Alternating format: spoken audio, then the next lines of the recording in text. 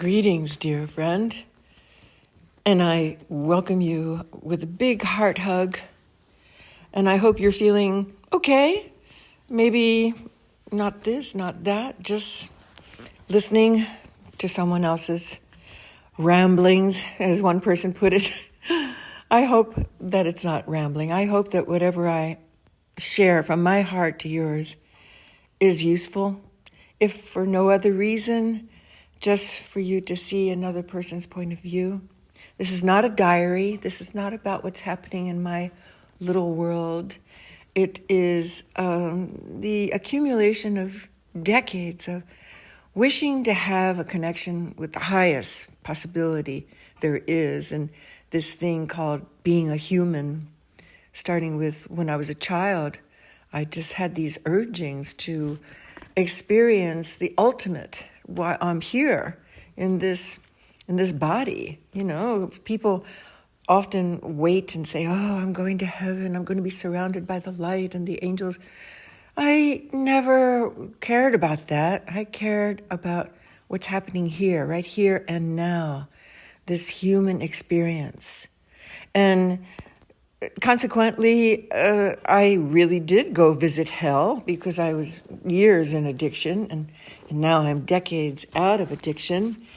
And for people like me who are experiencing salvation from addiction, we have been to hell, and now we know that life here on earth, this present moment, is truly whatever we make it. So for some of us, it is paradise.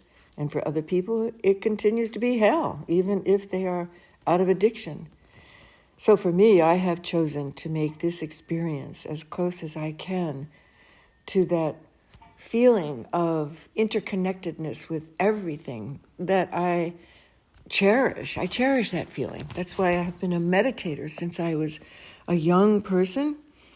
I was initiated into TM at the age of 20 and 1968, I guess that would put me almost 21, because of necessity. I was in such pain, mental pain, anguish. Although it was manifesting as a physical ailment, I didn't know, and the medical world was just beginning to understand that how we think is how we are in our physical bodies. And I was experiencing such tormenting pain around my navel that I had to go and find out what it was, and they didn't know what it was. And many people who have listened to Z Lord have heard this story before, but the reason I bring it up is that when one gets out of the thinking mode with your consciousness and decide to go into the non-thinking mode, which is meditation, to kind of unwind that rational thought process where you take one thought and lead into the next thought and end up with a conclusion.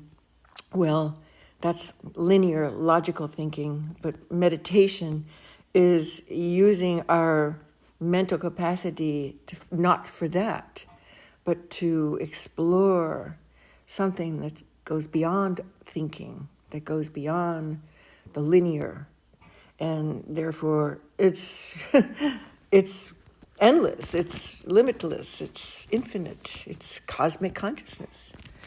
So when I experienced that as a young woman, I realized, whoa, that is the ultimate experience that I had had so far in my young life. And to tell you the truth, folks, it is the ultimate experience right now. At the age of 77 and a half, I'm still thinking and experiencing non-thinking is the best way to have the true understanding of the ultimate that is available in our human experience.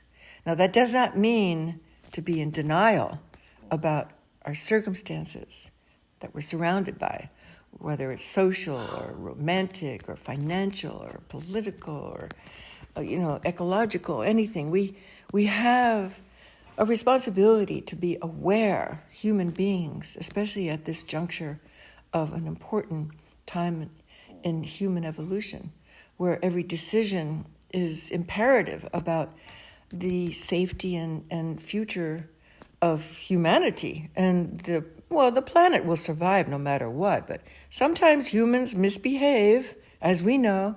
We don't have to get into all the misbehavings that are going on. There's plenty of other people who talk about that. I'm talking about the other choice we have of not focusing on the misbehavingness of others. I'm taking a sip of coffee.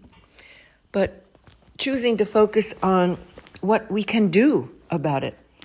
And for me, I have discovered that the best and the most effective method of assisting with dire circumstances, whether it's my own family or my own being, or certainly social or whatever's happening out there in the outside world, is to safeguard the thoughts that we connect to in our mind and harbor, like the fear factor, for instance. If we cling to that, if we just cannot see that there's any other thing going on in the world besides fear and destructiveness and negativity, we will promote that. We are giving energy to that, not just in our quiet thinking process, but those thoughts create energy. And they go out into the ether, so to speak. But they are invisible, like any energy form. They are invisible. We can't measure them. How many positive thoughts are coming out of the human race today versus how many negative thoughts are coming out. But every thought counts, because thinking is energy. Using our body is energy. What we eat is energy. And everything we do is energy, whether it's in one form or transforming to the next. That's what Einstein brought to us. That's the quantum theory of physics, that there is no dissolution of energy. So, in other words, every thought that we harbor, or non-thought, in the case of meditation, is really important. It's not like, well, I'm just going to think my private thoughts and nobody will care. Well, we may not know what you're thinking, but it does count.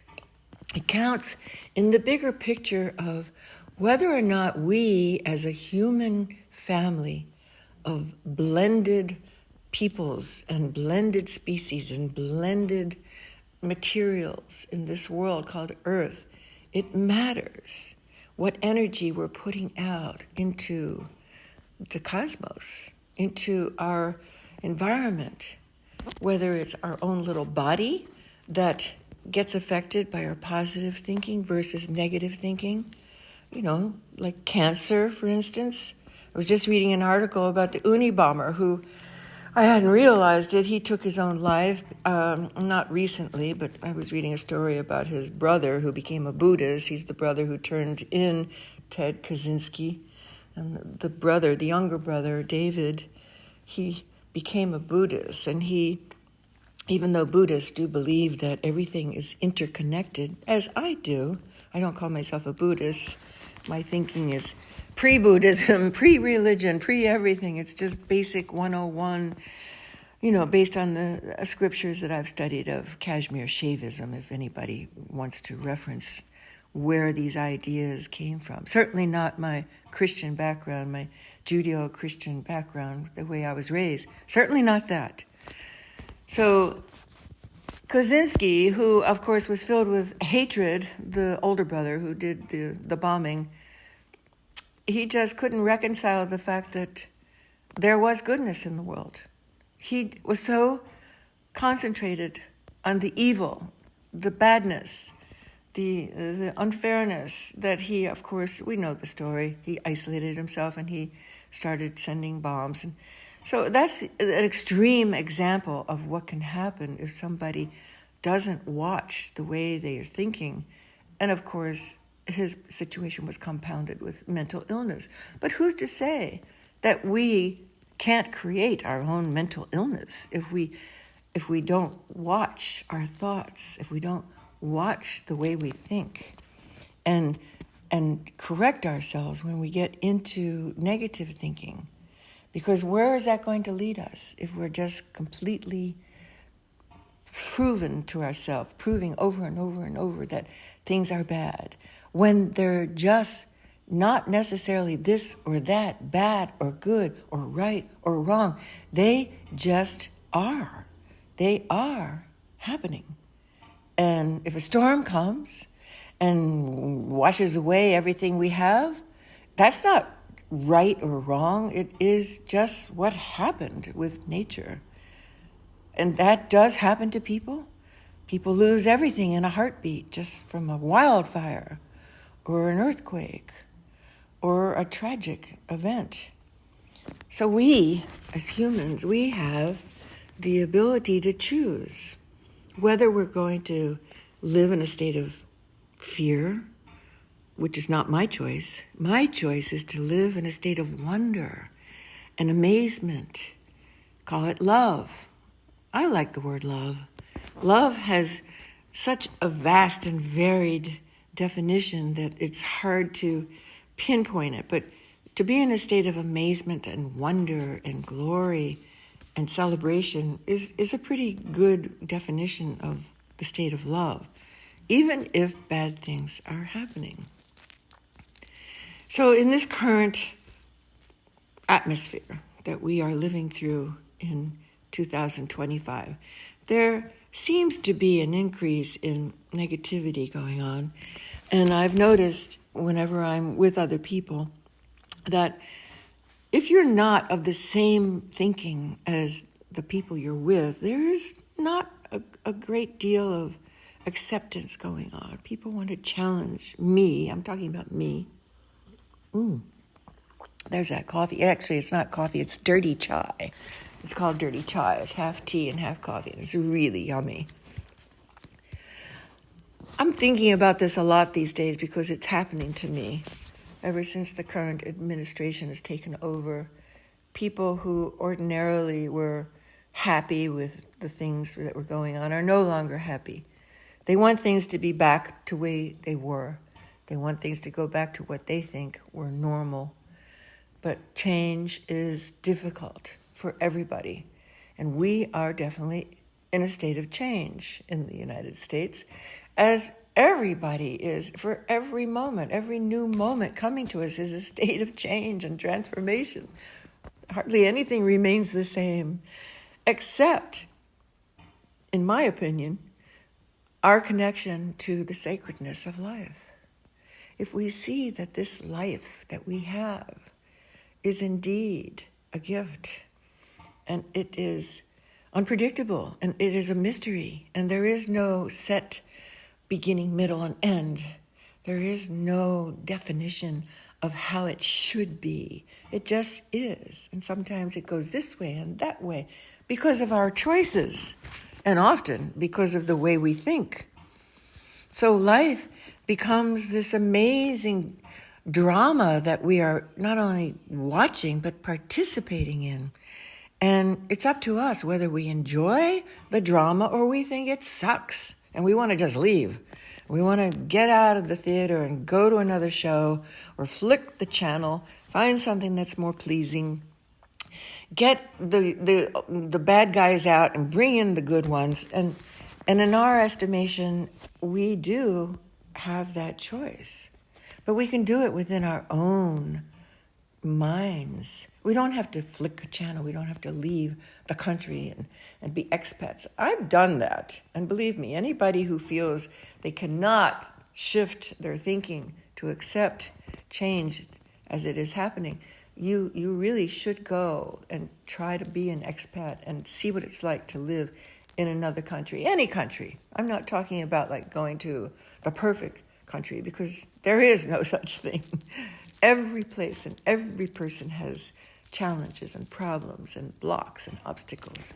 But every place and every person also has this core, this spark of love and sacredness within them.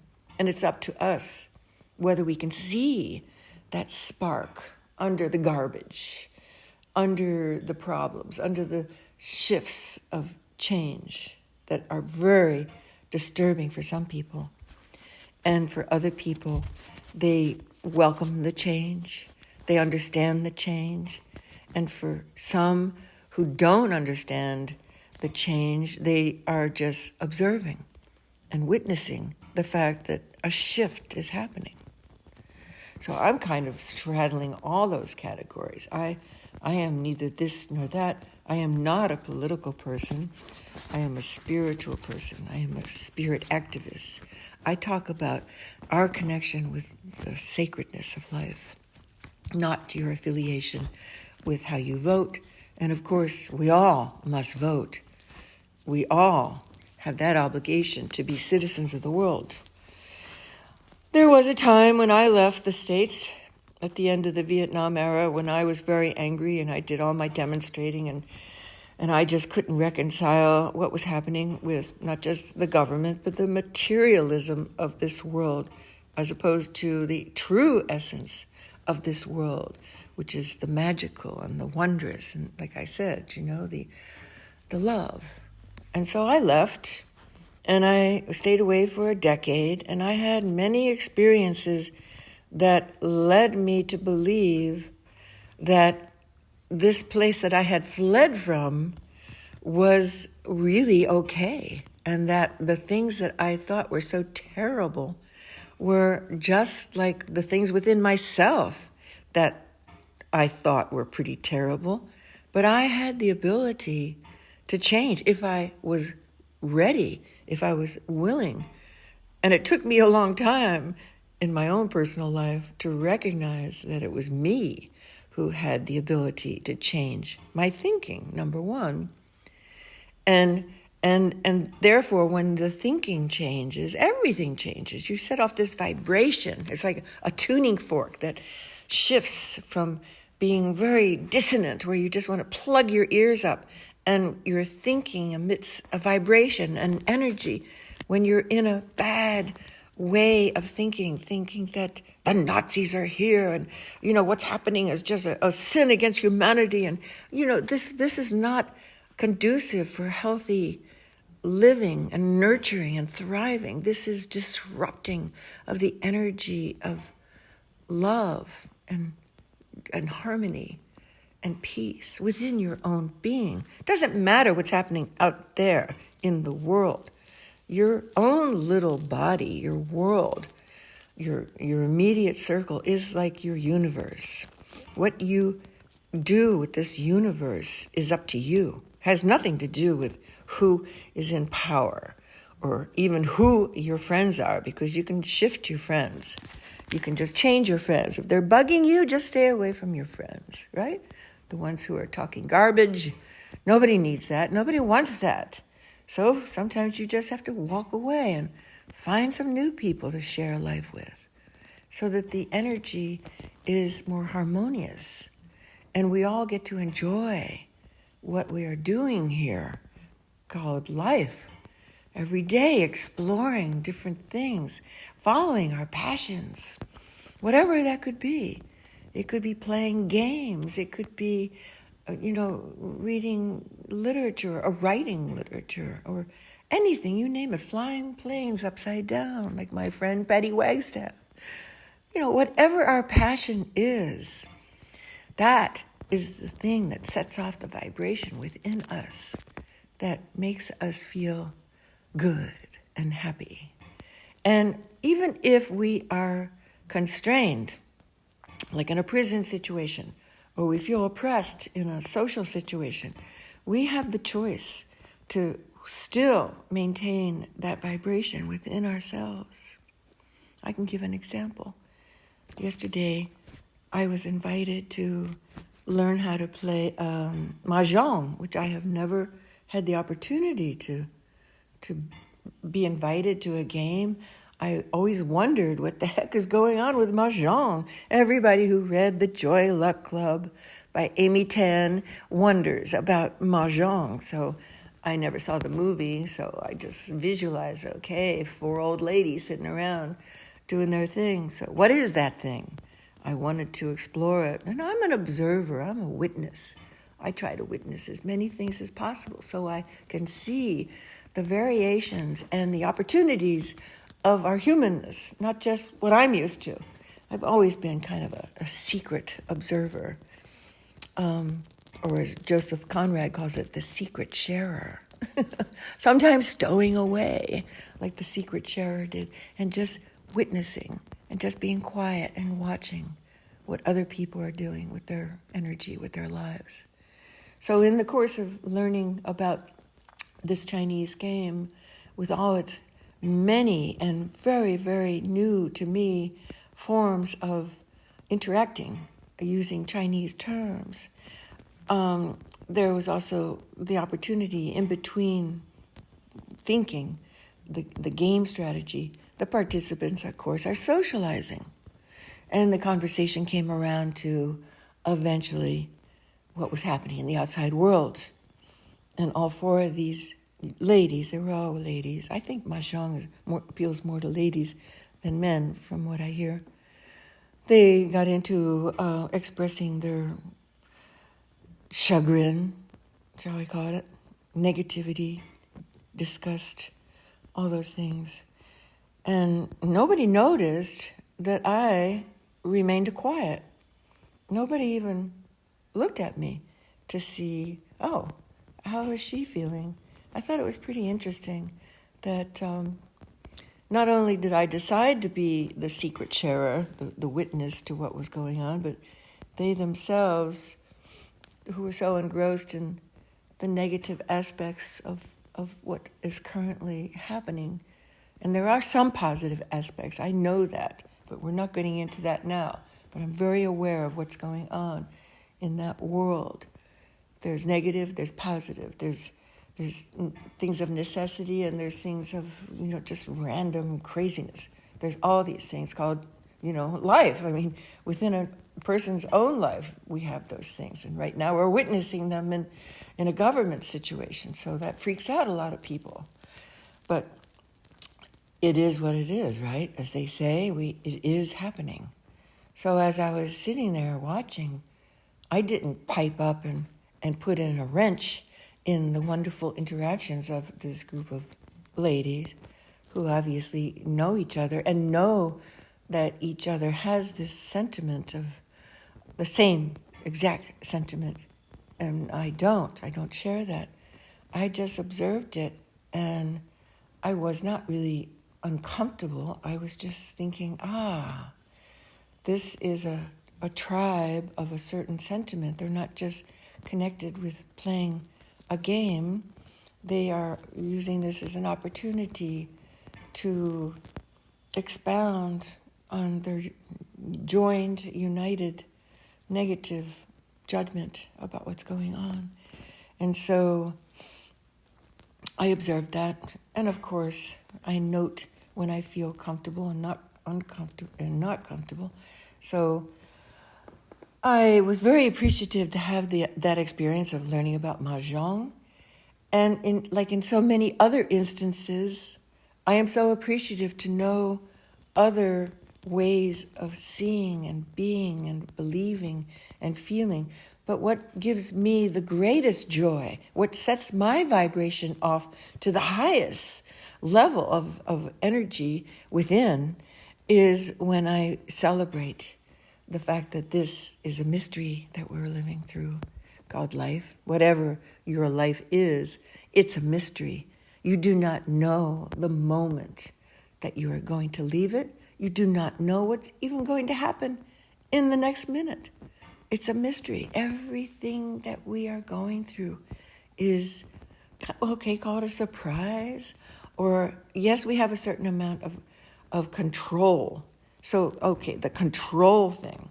The control is very important for a lot of people to know that they have control over their own life or their immediate surroundings. But when you give up control, you go and make a shift, whether it's conscious or unconscious, whether you let go of your control because you're forced to, like if you're put into prison and you have no control over what you do and what you eat and who you see, or if you have the ability to let go of the control in your own life and just give your life up to this divine consciousness that some call God, or the sacredness of life, the energy that is united within all of us. Quantum physicists are understanding that more and more, that we are all connected by this energy. They're beginning to define it. Medicine and science and biology, they're catching up with spirituality. So if you let go of control, what happens? You shift and you become more flexible and more open to what is happening, and not resisting, and going with the flow, and having the ability to balance things, because you want a little bit of control. Of course, you don't want to be uncontrollable. Like, just look at the way we do a yoga pose, for instance. If somebody wants to stretch, just call it a stretch, not yoga pose. You want to get a cramp out of your back. So you decide, I'm going to do a simple fold over, standing up and fold at the waist. And I'm going to just try to get out that cramp that's in the lower back region. And your body's telling you, I need to stretch it out. So that is you deciding. You have some control. You have the ability to say, I need to stretch. I need to work out this kink. So you straddle the floor, your feet are wide apart, and you bend over from the waist slowly, slowly, slowly, and you just hang. And you realize, oh my goodness, it feels so good to reverse that flow of gravity that's been pulling you down. And you have it. You have it. Halve, have it, by folding in half. And all of a sudden your lower back is like kissing you, saying, thank you. Thank you so much for the relief. And you allow your body to hang with the full weight of your shoulders and your arms, and you're even crossing your arms as they're coming closer and closer to the floor. Maybe they're only just getting to your knees. Maybe they're just stretching with every second that you hang, and your breath is relaxing, and you're so grateful that that cramp is coming out of your back, because you have the ability to move your body in such a way where you can move that cramp out of the place where it was and let it disperse. Let the knot that was tormenting you disperse, because you decided to do something about it with your body, because it's happening within your body. So this is a metaphor. This is a metaphor of how we can use our own self-control to work out the blocks, the knots, the challenges that prevent us from having the highest and the truest and the most satisfying vibration of life, our consciousness, freed up from torment, from judgment, from feeling that we're being abused and misused and being led to, the gas chambers or whatever is going on in your mind. The people who feel so upset these days. It's okay, so going back to our folded over bend, we're still there. We haven't gotten out of that pose yet. We're still letting the energy leave our lower back that was previously hurting us. And because of our free will, we made a movement and we bent our body and we let gravity do its thing, and it's releasing. And so we enjoy that. We enjoy that feeling of freedom. But now we're ready to come back to stand-up position. And so this is a very crucial moment for people who have experienced lower back pain. You have to go up slowly.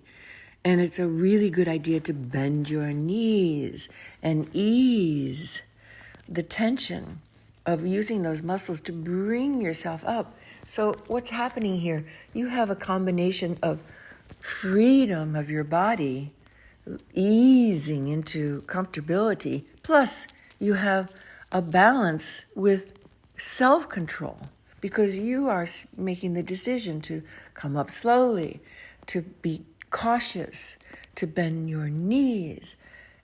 And gradually you come up and you are at a standing position and you realize, I have worked out that knot that was at the base of my spine, lower back pain, whatever you call it. And it's a combination of ease and effort. Ease with letting go of the weight of holding yourself up and letting gravity be released by deciding to bend over.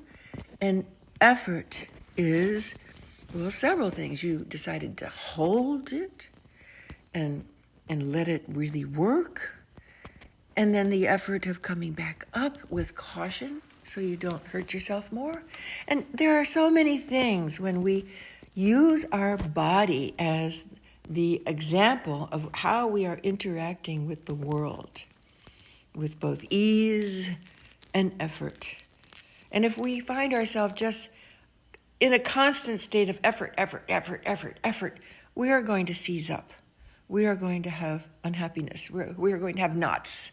We are going to have blocks. We are going to have discontent, and our cells are not going to be vibrating at the highest level they can. And so we have the ability to correct ourselves when we feel that way. It's called tense or stressed. We have the ability to say, oh man, I feel so stressed, I can't sleep, I'm worried, and blah, blah, blah, blah, blah. Well, then we can correct ourselves and bring ease into our experience. Ease. By various ways. For a lot of people, they should just stop watching the news. And for some people, they need to do more physical instead of mental, or maybe more of stretching instead of, work in the gym, tensing up those muscles. So each one of us has the ability to see, starting with our own body, our own little temple here for our soul, which I call my body. It's my privilege, it's my duty to keep this temple as shiny and clean and strong and healthy and vibrating at the highest level as I possibly can. That's my responsibility, and it's my honor. And that, my dear friends, came as a gift of awareness. Awareness, because years and years and years ago, when I started talking about this meditation thing, when I was in distress, I had not attained that awareness, and I was feeling like I was dying. And the surgeons told me I had to have an operation to find out what was going on inside of me. And meditation came as a gift from a friend. And I had awareness. My brain, my mind, my mental capacity was opened up by learning how to stop that rational way of thinking and allowing that consciousness to connect without thought, without linear this, that, and this equals blah, blah, blah, knowledge and all that. Just experiential beingness with the expanse of possibilities. And once that awareness came, and I accepted it by experimenting with this state of consciousness over and over and over and over, I came to accept the fact that I choose to have that higher vibration as much as possible, as often as I can. And it is my choice, and I know how to get there because I've had many teachers. And the final step of that process, awareness, acceptance, is action. The action is to accept the balance of life, to accept the fact that all is not the way that everybody wants it to be. It's a mystery. it's a this and it's a that and it's a dark and it's a light and it's a good and it's a bad and it's life. I accept it. I may not like it, but I accept it. Awareness first. Acceptance, that may take having the awareness over and over and over until you accept it, that the higher vibration is attainable and it is real, even if you are in a suffering situation. And then finally, action, which is to take the free will that you have and to live in a state of love and not fear. Love, even if horrific things are going on, and not fear. Love, like as if you are with a very stern teacher or mother who is giving you tough love because they love you. They want you to have a higher experience and they know how to get there. So they're chastising you and saying, yes, you need to just have a little more appreciation of other ways of being. Awareness first. Acceptance over and over and over and over. And then action. You can't take the action without having gone through awareness first and then acceptance. You just can't. The true action of attaining peace and harmony in your own life, no matter what. You must go through the process of awareness and then acceptance. And then take the action of choosing love and do not choose fear. It's your choice. Until next time, my friends, Om Namah Shivaya, I love you.